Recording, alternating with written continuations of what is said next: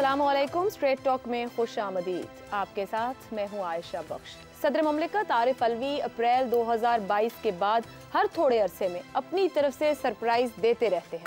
कभी इंतखाबात की तारीखें दे देना, कभी आर्मी एक्ट और ऑफिशियल सीक्रेट एक्ट पर इशू बनाने की कोशिश करना और कभी माफ़ी और दरगुजर की अपीलें करना। अब गुज़िश्ता रोज़ अपने इंटरव्यू में भी आरिफ अलवी ने ऐसी बातें की जिन पर मुल्क के सहाफ़ती, कानूनी और सियासी हलकों में बहस छिड़ी हुई है। सदर ममलिकत डॉक्टर आरिफ अलवी ने कहा है कि उन्हें यकीन नहीं कि जनवरी के आखिरी हफ्ते में इलेक्शन होंगे। जिस जस्टिस के खिलाफ डॉक्टर अलवी ने रेफरेंस भेजा, अब उसी चीफ जस्टिस फायज ईसा को वो कौम की उम्मीदों का मजहर करार दे रहे हैं। उन्होंने कहा कि चीफ जस्टिस शफाफ अंदाज में बेंचेस बना रहे हैं। उन्होंने दावा किया कि चीफ जस्टिस काजी फायज ईसा के खिलाफ रेफरेंस उन्होंने नहीं भेजा था। डॉक्टर अलवी ये मायने खेज मौक़िफ़ भी इख्तियार कर रहे हैं कि अगर वो ऐवान सदर में ना होते तो जेल में होते। एक तरफ सदर ममलिकत नून लीग और पीपल्स पार्टी की तारीफ करते हुए कह रहे हैं कि नून लीग को जिस बयानिए की तलाश थी वो अवाम ने नवाज शरीफ के हाथ में थमा दिया। आसिफ जरदारी को पाकिस्तान खपे का नारा लगाने पर क्रेडिट भी दिया। डॉक्टर आरिफ अलवी ने यह एतराफ़ भी किया कि बेनज़ीर हुकूमत ने जेलों में तशद्दुद का माहौल बदला, मगर फिर इसी इंटरव्यू में उन्होंने कहा कि इमरान खान अब भी उनके लीडर हैं और उन्होंने दावा किया कि चेयरमैन PTI की मकबूलियत में कमी नहीं, इजाफा हो रहा है। चेयरमैन PTI एक मुहिब्बे वतन पाकिस्तानी है। उन्होंने ज़ाती तौर पर चेयरमैन PTI को मालियाती उमूर में ईमानदार पाया। सदर अलवी से यह सवाल भी पूछा गया कि सितंबर 2023 को उन्होंने इलेक्शन कमीशन ऑफ पाकिस्तान को जो खत लिखा, उससे बहुत से तनाज़ात ने जन्म लिया। डॉक्टर अलवी ने फिर यह मौक़िफ़ इख्तियार किया कि इलेक्शन एक्ट 2017 के शिक 57 में तरमीम आइन के खिलाफ है। सदर ने बताया कि 57(1) को तब्दील किया गया, मगर उन्होंने उस पर दस्तखत नहीं किए। इत्तफाक से वो उस वक्त हज पर गए हुए थे, वापस आए तो तरमीम हो चुकी थी। अगर वो ऐवान सदर में होते, हज पर ना गए होते, तो कभी इलेक्शन एक्ट 17 में तरमीम पर दस्तखत नहीं करते।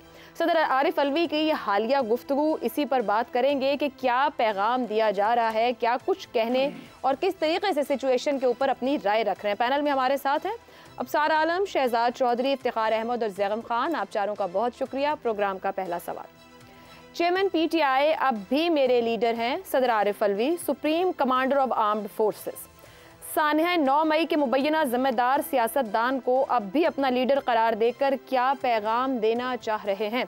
शहजाद चौधरी साहब, आपके ख्याल में ये आरिफ अलवी साहब के उस गुफ्तगू में से हमने कुछ अहम निकात सामने रखे हैं जिसमें वो तमामी सियासी जमातों से मुतालिक, कुछ अपने इक़दामात से मुतालिक बात कर रहे हैं और 9 मई के मुबैना जिम्मेदार सियासतदान को अपना लीडर करार दे रहे हैं। पैगाम क्या है उनके इस गुफ्तगू में? अच्छा, एक तो 9 मई का जो वाक़या है, मेरा ख्याल है उसका तो मामला अदालतों में है। जो जुर्म साबित हो रहे हैं या होंगे, या जिस तरीके से अब हमारी अदालतें जो हैं उनको इन केसेस को सुनेंगी, उसके बाद ही अंदाज़ा हो पाएगा कि जुर्म साबित होते हैं या नहीं होते।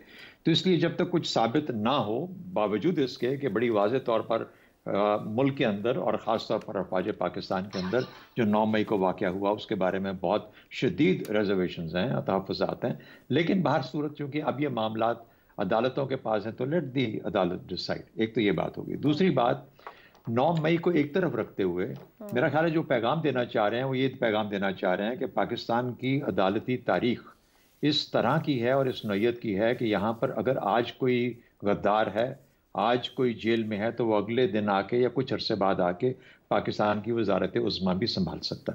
ये कोई ऐसी अनहोनी बात नहीं है, पाकिस्तान की तारीख भरी पड़ी। अब इसके बाद हम अपने इंसाफ के निज़ाम को बुरा भला कह लें, हम अपनी जो फितरी हमारी इखलाकी कदरें हैं उनको बुरा भला कह लें, जिसको भी कह लें, लेकिन अगर आप 90s को देख लें, 90 से पहले को देख लें, तो आप ये देखते हैं कि जिसको कभी कैद किया वो फिर निकल के सामने आ गया, जिसको कभी गद्दार कहा वो फिर सामने आ गया और उसने हुकूमत संभाल ली।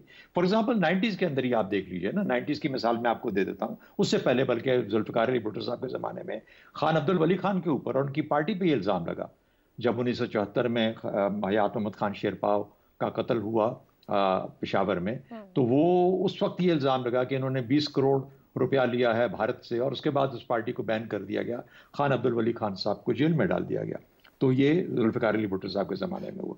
फिर हमने देखा कि जब नवाज शरीफ साहब की हुकूमत आई 90s के अंदर, तो बेनज़ीर भुट्टो को एक सिक्योरिटी रिस्क, उनको गद्दार क्या कुछ कहा गया, लेकिन वही बेनज़ीर भुट्टो फिर आपने देखा कि दोबारा 93 के अंदर आती हैं और 96 तक आके वज़ारत उज़्मा संभालती हैं। और शायद अब अगर वो 2007 में वो बदकिस्मती से वो फेटफुल वाक़या ना हुआ होता तो वो शायद उससे भी रिकवर कर पाती। तो मेरा ख्याल है वो पैगाम ये दे रहे हैं कि पीटीआई शायद उनकी नज़र में रहेगी और उनकी नज़र में अदालती निज़ाम पाकिस्तान का इस तरह का है कि अगर आज एक लीडर और उस पार्टी का लीडर बहुत मुश्किल में और मुख्तलिफ और बहुत जैसे कि सीरियस ऑफेंसेस के अंदर नज़र आता है तो वो वक्त भी शायद आएगा जबकि हवा का रुख उसके माफिक हो जाएगा और वो फिर से किसी ना किसी तरीके से ताकत में आ जाएगा। तीसरी बात, मेरा ख्याल है सदर पाकिस्तान होते हुए वो अपनी बाकी मामलात को तो लुक आफ्टर कर रहे हैं, लेकिन साथ ही साथ अपनी पार्टी के साथ भी जो बेसिस हैं उनको कवर कर रहे हैं ये सब कुछ करने के लिए। तो ये मुझे लगता है सदर पाकिस्तान की हद तक, लेकिन असल में वो जिस चीज़ का जिक्र मेरी नज़र में कर रहे हैं वो पाकिस्तान का एक ऐसा अदालती निज़ाम जिसके ऊपर हर कोई हर वक्त शक कर सकता है। इसीलिए मैं कहता हूं कि चैलेंज जो है इस वक्त आज की सुप्रीम कोर्ट का सबसे बड़ा और आज के हाई कोर्ट्स का और सुप्रीम कोर्ट का सबसे बड़ा चैलेंज ये है कि आप इंसाफ के निज़ाम के अंदर कोई किसी किस्म की साख को बहाल कर सकते हैं और कोई यकीन इस पर कर सकता है कि नहीं। और जो आजकल हो रहा है मैं उसकी बात नहीं करूंगा क्योंकि वो तो आजकल हो रहा है, तो हम आजकल के ज़माने की तो बात नहीं कर सकते ना, हम तो सिर्फ माजी की बात कर सकते हैं। ठीक है अफसर साहब, मैं आपकी जानिब आऊंगी। सदर पाकिस्तान का ये बयान जिसमें वो अपने लीडर को लेकर मजीद वजाहत से कह रहे हैं कि ये उनके लीडर हैं, सियासी मुस्तकबिल के लिए क्या राह चुनना चाह रहे हैं, या कुछ खबरों की ये भी गूंज रही कि चेयरमैन पीटीआई उनसे नाराज हैं, वो कोई गुंजाइश बची है तो उसको रिकवर करना चाह रहे हैं जमात के अंदर अपनी? बज़ाहिर तो यही लगता है कि वो अब साबिक सदर तो हो चुके हैं और लेकिन अभी तक बैठे हुए हैं ऐवान सदर में, तो उन्होंने बाहर तो निकलना है, किसी दिन वापस भी जाना है। तो हुआ मसला असल ये है कि एक चीज़ होती है कारबा, कानून कुदरत, उससे, और आरिफ अलवी साहब समझदार आदमी हैं, उन्हें पता है उन्होंने क्या किया है इस मुल्क में। उन्होंने और उनके बेटे ने मिल के इस मुल्क में जिस गंदी रवायत को जन्म दिया था, लोगों को गालियां निकालने का, सोशल मीडिया पे और ट्रोलिंग करने का, उन्हें नज़र आ रहा है कि उनके साथ क्या होना है, पीटीआई ने क्या करना है उनके साथ, हो भी चुका है थोड़ा बहुत बीच में।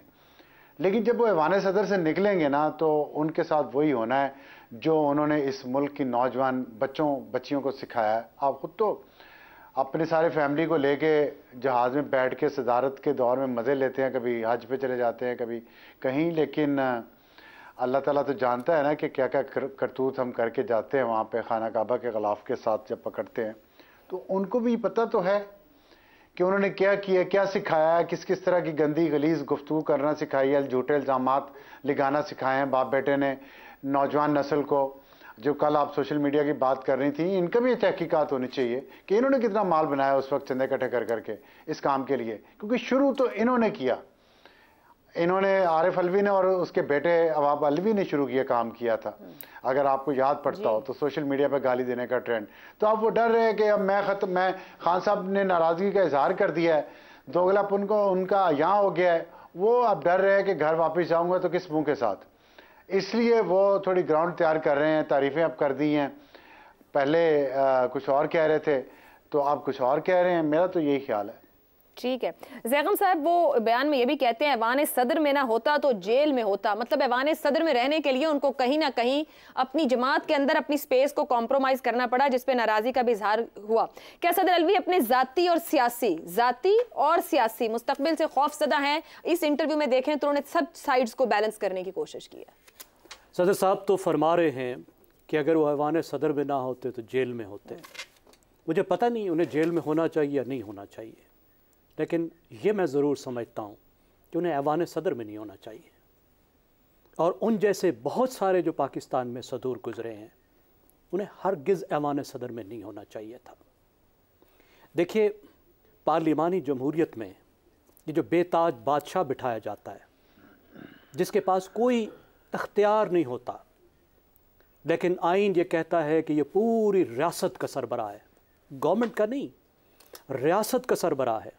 अगर कुछ सोच समझ कर ये ओहदा बनाया जाता है ना, इसके पीछे दो मकसद होते हैं कि मुल्क का एक इंतहाई काबिल एहतराम शख्स, काबिल एहतराम तरीन शख्स रियासत का चेहरा बने, पूरी कौम देखे कि देखो ये हमारी रियासत का सदर है, और इसी मर्तबे के लिए उसके लिए इतना आली शान महल बनाया जाता है, जहाँ वो बैठा होता है कर कुछ नहीं रहा होता।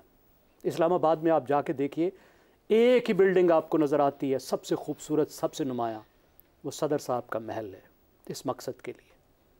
दूसरा मकसद कि एक दाना आदमी, एक दानिशमंद आदमी कौम को उस वक्त दस्तयाब हो जब कौम पर बहरान आए, जो गैर सियासी हो, जब सियासतदान झगड़ पड़ें, जब इदारों में बहरान आए, तो एक शख्स ऐसा हो जिसकी तरफ पूरी कौम देखे और वो आग को बुझा दे। हम ज़रा हमसाया मुल्क में देख लेते हैं, भारत में वो कैसे सदर बनाते हैं। अब्दुल कलाम, उनके न्यूक्लियर प्रोग्राम का सबसे बड़ा आदमी, कौम, उनकी कौम का एक बड़ा मोहसिन। राधा कृष्णन, एक फ़िलासफ़र जिसको पूरी दुनिया जानती है। फिर उनके मुल्क की अक़लियतों के नुमाइंदे, दलित के, अनटचेबल्स के नुमाइंदे, रामनाथ कोविंद जैसे, कभी कोई मुसलमान, कभी कोई सिख। और ममलकत खुदादाद पाकिस्तान में सरबराह रियासत, मुसल्लह अफवाज का सुप्रीम कमांडर कौन होता है? एक सियासी जमात का तीसरे दर्जे का खुशामदी लीडर, जिसको अपने ऊपर बिठा के, अपने से ऊपर वाले ओहदे पे बिठा के वज़ीर आज़म साहब कोई खौफ महसूस ना करें, कोई एहसास कमतरी महसूस ना करें। एक गैर मुल्की सरबराह के सामने, एक गैर मुल्की बादशाह कह लीजिए, शहज़ादा सलमान की बात कर रहा हूँ, वो कह सके कि खड़े हो जाओ, खड़े हो जाओ, बैठ जाओ, बैठ जाओ। एक तजलील जो रियासत की तजलील होती है वो उसके साथ की जा सके। किसको सदर बनाया गया? जो घर में ट्रॉल फैक्ट्री चला रहा था, जो इस तरह के हकामात लेने के लिए तैयार था। और फिर हुआ क्या? वही जिसके लिए उसको बनाया गया था कि उसने वज़ीर आज़म के कहने पे आइन शिकनी कर दी। आइन पाकिस्तान कहता है कि जब करारदाद अदम एतमाद की मौजूद हो तो असम्बली नहीं तोड़ी जा सकती है। लिखा हुआ है वाज़े, कोई इसमें इख्तलाफ नहीं है, कोई दूसरी इंटरप्रिटेशन नहीं है। और वज़ीर आज़म अपने इक़्तिदार बचाने के लिए असम्बली तोड़ने की एडवाइस भेजता है और सदर साइन कर देता है। और फिर सुप्रीम कोर्ट कहती है कि पाकिस्तान की रियासत के सरबराह ने आइन शिकनी की है। कितने शर्म की बात है, जो अपनी आइनी जिम्मेदारियां उठाने से इनकार कर देता है, जिसकी जो सेरेमोनियल, जो सेरेमनीज है ना, जो तकरीबात की जिम्मेदारी है, बादशाह की ही जिम्मेदारी होती है ना।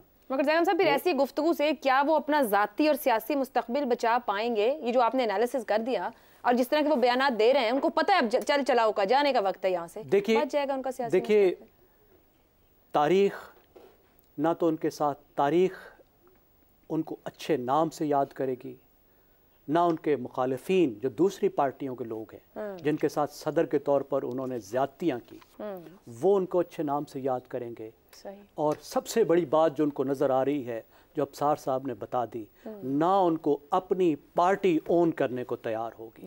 क्या फ़ायदा इतने बड़े ओहदे का अगर तारीख़ आपके नाम के साथ इस तरह की खसूसियात मुंसलिक करे। सिर्फ आखिरी बात मैं ये कहना चाहता हूँ कि हमारे लिए सोचने का मौका है पूरी कौम के लिए और तमाम सियासी जमातों के लिए।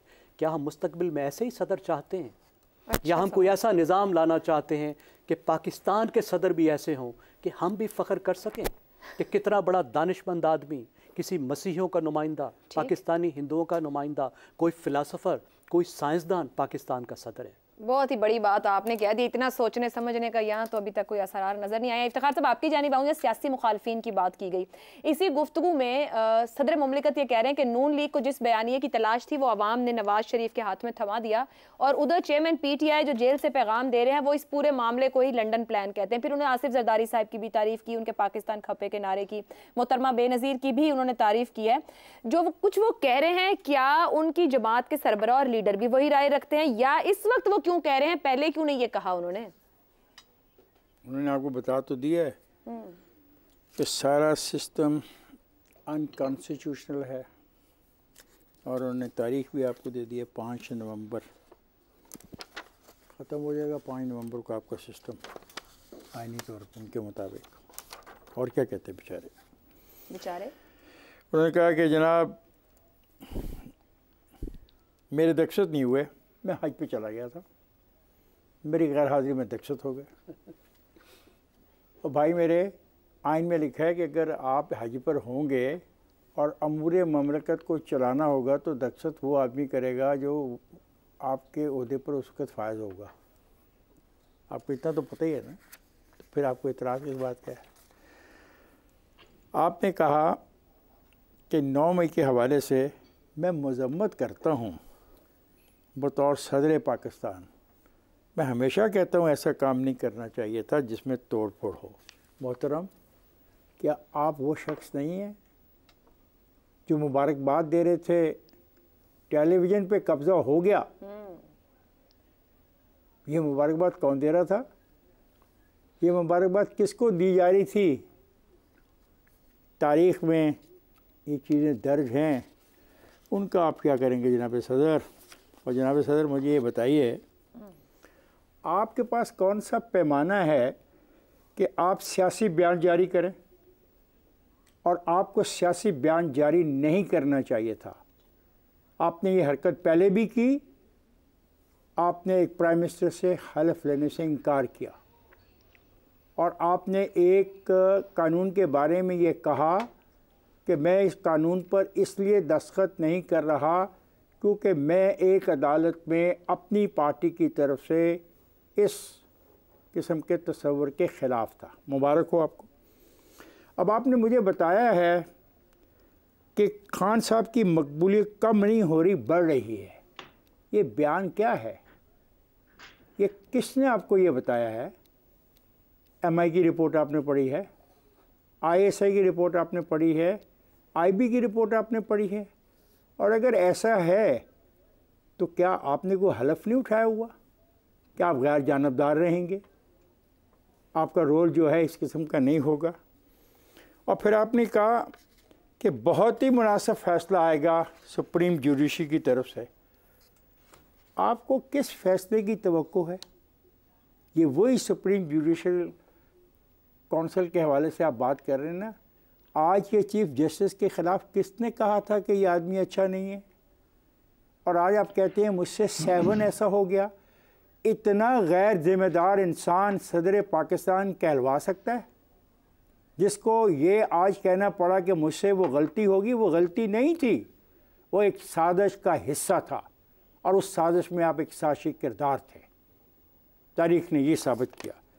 आप कहते हैं कि मुझे पूरा इत्मीनान है कि मुर्शद जिस अंदाज से निगरान हुकूमत कोशिश कर रही है उसके साथ अवामी मैंडेट मिल जाए तो हमारे बिलियन फ़ौज का कंट्रीब्यूशन अवाम के हाथ जोड़ना के साथ हाथ जोड़ना मिलना मुस्तकबिल के लिए बड़ा अच्छा। वाह जनाब, पिछले बयान में पिछले सफ़ों पे आप कह रहे हैं कि सब कुछ जो हो रहा है गैर कानूनी हो रहा है, गैर असूली हो रहा है, इसकी जवाब नहीं है, इसकी कोई बात नहीं है, सब गलत हो रहा है। और आखिर में फिर आप किसी को खुश करने के लिए क्या कह रहे हैं? कंफ्यूज्ड हैं क्या?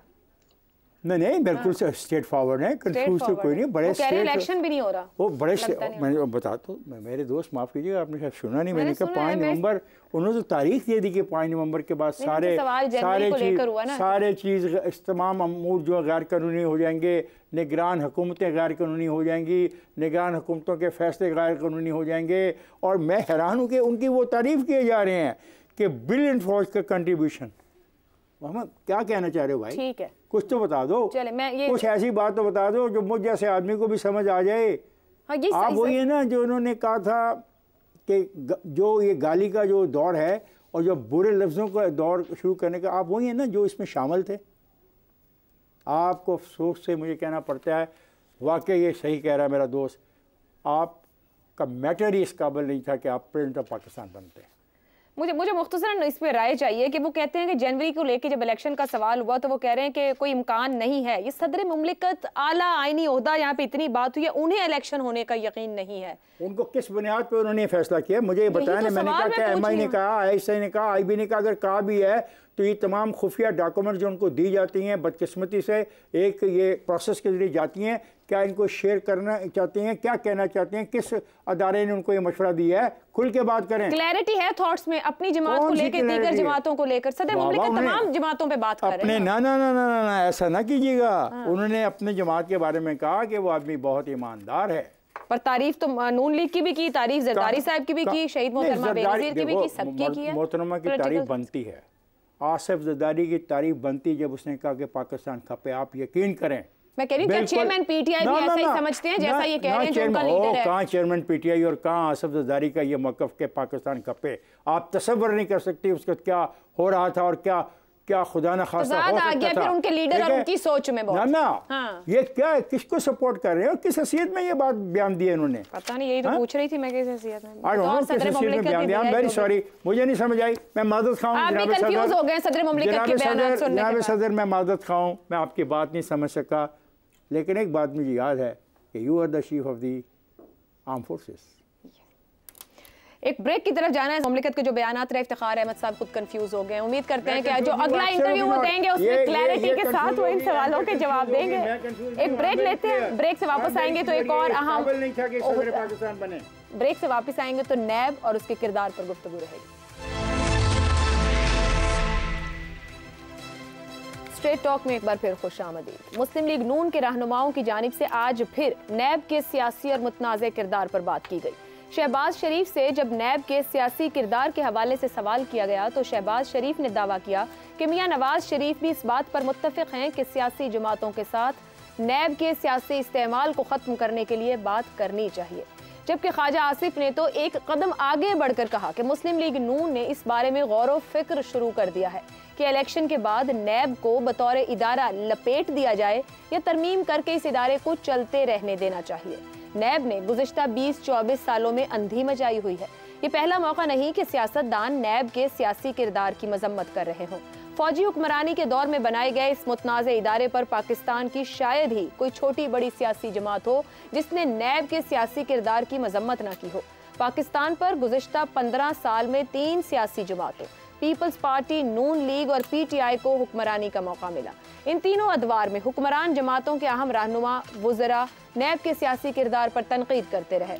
18वीं तरमीम करके फौजी अदवार की कई गैर आइनी निशानियों को भी ख़त्म किया गया, मगर नैब के इदारे को ख़त्म करना तो दूर की बात, इसमें जौहरी तरामीम भी मुतारिफ न करवाई जा सके। सियासी हुक्मरानों ने इस इदारे को मुखालिफिन के खिलाफ एक टूल के तौर पर ही इस्तेमाल किया। पीटीआई दौर में खास तौर पर नैब को विच हंटिंग के लिए इस्तेमाल किया जाता रहा। उस वक्त के चेयरमैन नैब का शर्मनाक किरदार भी पूरी दुनिया के सामने आया। इसलिए ये उम्मीद की जा रही थी कि पीटीआई के बाद वजूद में आने वाली इत्तेहादी हुकूमत इस हवाले से बड़ा कदम उठाएगी, मगर पीडीएम के गुज़िश्ता दौर में नैब में तरामीम तो मुतारिफ करवाई गई, मगर उनका मकसद भी नैब की इस्लाह से ज्यादा अपने केसेस को खत्म करवाना ही था। अब मुस्लिम लीग नून के रहनुमाओं के इस ताज़ा मौक़िफ़ के बाद क्या ये उम्मीद रखी जा सकती है कि इलेक्शन के बाद अगर नून लीग को हुकूमत साजी का मौका मिला तो वो नैब के सियासी किरदार को ख़त्म करने के लिए कोई ठोस कानूनी और आइनी तरमीम कर पाएगी? इसी पर पैनल के लिए सवाल। नैब ने 24 बरसों से अंधी डाली हुई है। ख्वाजा आसिफ, मुस्लिम लीग नून को भी सरसे में 5 साल हुकूमत करने का मौका मिला, नैब का सियासी किरदार खत्म ना हो सका। क्या सियासतदान नैब के सियासी किरदार को खत्म कर सकेंगे? इफ्तिखार साहब, देखिए बात यह है कि नैब का मकसद क्या है। नैब का मकसद यह है कि पाकिस्तान में अगर हराम की कोई दौलत कमा रहा है और ऐसी दौलत कमाई जा रही है जिसका कोई सबूत नहीं दे सकता, तो उसको किसी न किसी जगह आके अपनी सफाई तो पेश करनी है। हमारे पास एंटी करप्शन के महकमा था जो नाकाम हो गया, बल्कि वो तो करप्शन को फ़रोग देने में शामिल हो गया। नैब का एक और प्रॉब्लम जो है वो है इसकी प्रोसिक्यूशन बहुत कमज़ोर है। इसमें वो माहिर लोग नहीं हैं जो प्रोसिक्यूशन कर सके, क्योंकि वाइट कॉलर क्राइम का दुनिया भर में जो तहकीकाती सिस्टम है वो बड़ा स्ट्रॉन्ग है, तो फिर जाके कभी किसी को सज़ा मिलती है। तो मैं समझता हूँ कि इसको मुकम्मल तौर पे ख़त्म कर देना एक सियासी नारा तो है, लेकिन शायद ये मुमकिन नहीं होगा। इसको बेहतर किया जा सकता है, इसको बेहतर बनाया जा सकता है, क्योंकि ये तो हकीकत है। ये मैं छोड़ देता हूँ, ये चंद सियासी ख़ानदानों को अगर हम छोड़ भी दें, ये कितने लोग हैं, 1100 सियासी ख़ानदान हैं। क्या 1100 सियासी ख़ानदान ही पाकिस्तान के स्टॉक एक्सचेंज के मालिक हैं? क्या 1100 ही ये सियासतदान जो हैं ये पाकिस्तान की तमाम शुगर मिलों के मालिक हैं? कि क्या ये 1100 ही सियासतदान पाकिस्तान के तमाम ज़ेर ज़मीन दफीनों के मालिक हैं?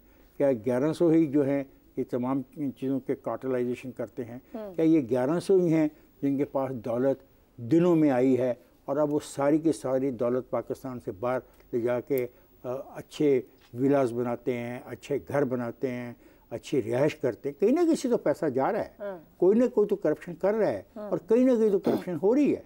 तो ये नहीं मैं मानता कि करप्शन हो नहीं रही है।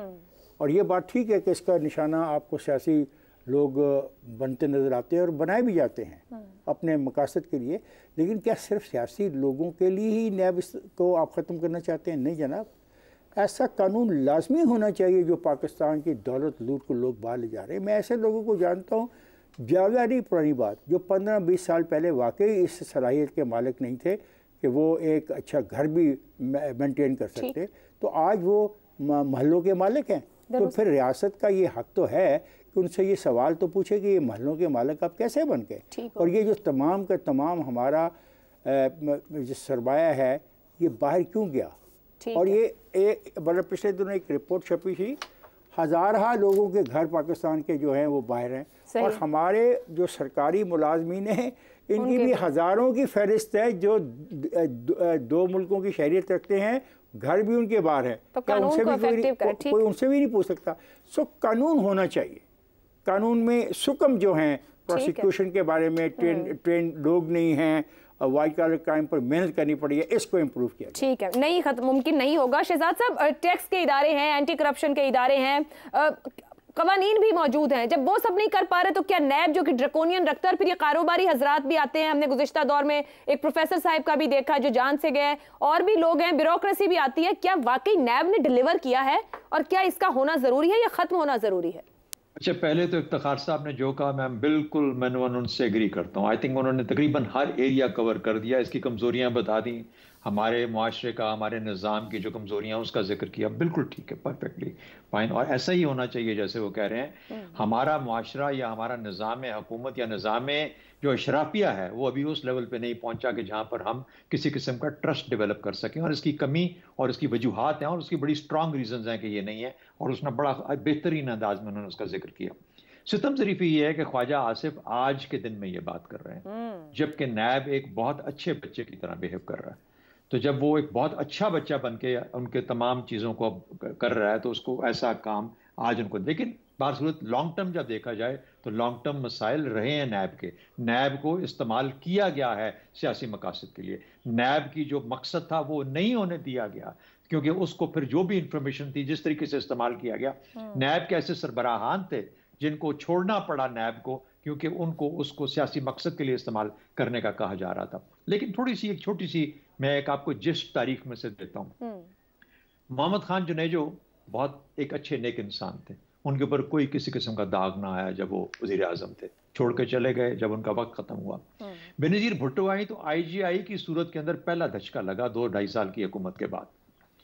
उस वक्त फिर नवाज शरीफ साहब आए IGI के बाद, उस दौरान में इनकी जब शादी हुई तो जरदारी साहब ने कहा कि बीबी जो शरीफ बरादरान है इनका मुकाबला करने के लिए हमें पैसा कमाना पड़ेगा, पैसे के साथ ही। मारूफ ये कहानी है, ये नहीं कि मेरे पास कोई इसके शवाहिद हैं, लेकिन ये आम कही जाती है, सुनी जाती है और मोतबर जरियों से हम तक पहुंची। 1993-96 में पहले IPPs या जो इंडिपेंडेंट पावर प्लांट्स हैं वो आए और उन्होंने आके लगाए गए, और वहां से वो IPPs की जो सर्कुलर डेट की कहानी शुरू होती है, जहां पर के बेनजीर भुट्टो की गवर्नमेंट के अंदर ये मामला स्टार्ट हो गए। सही।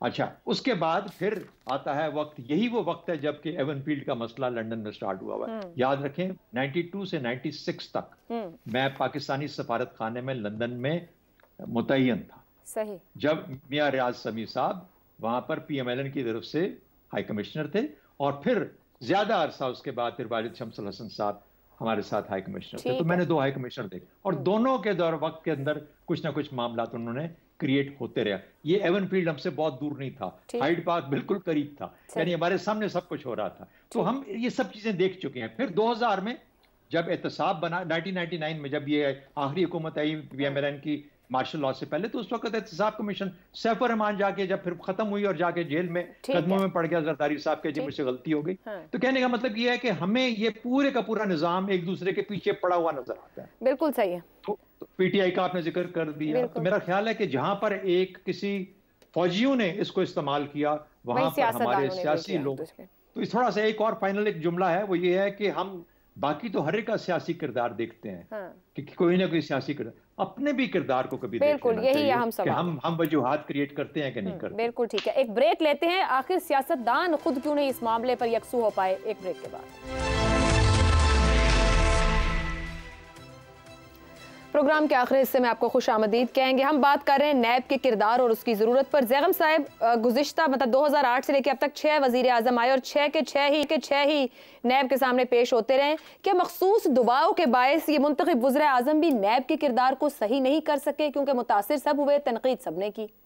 देखिए आयशा साहबा, कभी आपने देखा है कि कोई बंदा ब्रायलर मुर्गी ख़रीद कर लाया हो और कहे कि मैं इसके अंडे खाऊँगा? जिस तरीके से ब्रायलर मुर्गी के आप अंडे नहीं खा सकते, उस तरीके से आप नैब से एहतसाब नहीं करवा सकते। ये कभी एहतसाब के लिए ये अदारा बना ही नहीं था। ये पॉलिटिकल इंजीनियरिंग के लिए बना था। ये सियासत को और सियासतदानों को सीधा करने के लिए बना था। और ये तो कह रहे हैं ना कि इन्होंने अन्नी पाई हुई 2002 से। देखें, इसने 1997 से अन्नी पाई हुई है, जब मियाँ नवाज शरीफ ने एहतसाब ब्यूरो बनाया था। इससे पीछे चले जाएं तो इस एहतसाब के सिस्टम में 1990 से अन्नी पाई हुई है, जब इसहाक खान साहब ने अकाउंटेबिलिटी सेल बनाया था। इसने 1959 से अन्नी पाई हुई है, जब अयूब खान ने 600 असम्बली मेंबर, 150 कैबिनेट मेंबर्स को करप्ट करार दे के सियासत से निकाला था। सारे पाकिस्तान बनाने वाले थे कि फजल हक भी उसमें शामिल था, उसमें हुसैन शहीद वर्दी भी शामिल था। इसने 1948 से अन्नी पाई हुई है, जब परोडा आया था और अयूब खोड़ो को सिंध की वजारत आला से निकाला गया था, जुल्फ़कार ममदोट को पंजाब की वजारत आला से निकाला गया था। जब नीयत ही ठीक नहीं है, रिफॉर्म का जब मौका मिला तो मुस्लिम लीग नवाज ने उसको गंवा दिया। बहुत बड़ा मौका था। बारानी इलाकों में काश्त उस वक्त की जाती है जब बारिश हो, खुश्क साली में नहीं की जाती। 2008 में रिफॉर्म का मौका था, वो निकल गया। ये इदारा सियासी जमातों का नहीं है, सियासतदानों के इख्तियार में नहीं है, ये बादशाह का इदारा है। अब गाएं बजाएं, जब नैब मेहरबानी करे तो बारिश में नहाएं, और जब नैब नाराज हो तो खुशसाली मनाएं, तो फिर खुशसाली मनाएं। अब सार साहब, ये सियासतदान किसकी मदद करें? जितनी तारीख ज़ैगम साहब ने सामने रख दी, किसकी मदद को ये एहतसाब की जानिब बढ़ते हैं? क्या ये खुद इसके सियासी किरदार को ख़त्म कर सकेंगे? पता नहीं कर सकते हैं कि नहीं कर सकते, लेकिन उन्होंने नहीं किया इसलिए कि उनको पता है उन्हें बहुत गाली पड़ेगी। हम देंगे गालियां, मीडिया वाले उनको सबसे पहले। अगर उन्होंने नैब को ख़त्म किया, नैब की तरामीम ख़त्म की, उन्होंने कुछ चेंज किया है जिसका मुतालबा था और उसको सुप्रीम कोर्ट ने उठा के बाहर फेंक दिया। अभी रिसेंटली बात है। सारी बातें आपने कर ली प्रोग्राम में, सिर्फ एक बात मैं उसमें एडिशन करूँगा। नीयत ख़राब हो ना तो वो काम सिरे नहीं चढ़ता। इस इदारे का सरबराह या जज रहा है या जर्नैल रहा है, दोनों पे इल्ज़ामात लगे हैं शदीद किस्म के। मुलाजमत के बाद भी, मुलाजमत के दौरान भी उनका एहतसाब नहीं हुआ, लेकिन वो सबका एहतसाब कर रहे हैं सियासतदानों का। ये बदनीयती है। इस पर सोचिएगा कि जो सबका एहतसाब करता है उसका एहतसाब कोई नहीं कर सकता, आइन में लिखा है। और फिर आप कहते हैं इस मुल्क में इंसाफ क्यों नहीं है, ये मुल्क तरक्की क्यों नहीं करता? ये नीयतें हमारी, उनका फल मिल रहा है। चलें जी, बड़े अच्छे पॉइंट पर अफसार साहब ने क्लोज कर दिया है कि वो इदारा जो सबको है, अगर उसका एहतसाब ही नहीं होगा तो वो खुद एहतसाब कैसे डिलीवर कर पाएगा? तो यकीनी तौर पर सवाल तो फिर नीयत पर उठता है। और ये सबके सोचने की बात है कि नैब है तो क्यों है और कर क्या रहा है। चारों मेहमानों का शुक्रिया। मुझे इजाज़त दीजिए। अल्लाह हाफ़िज़।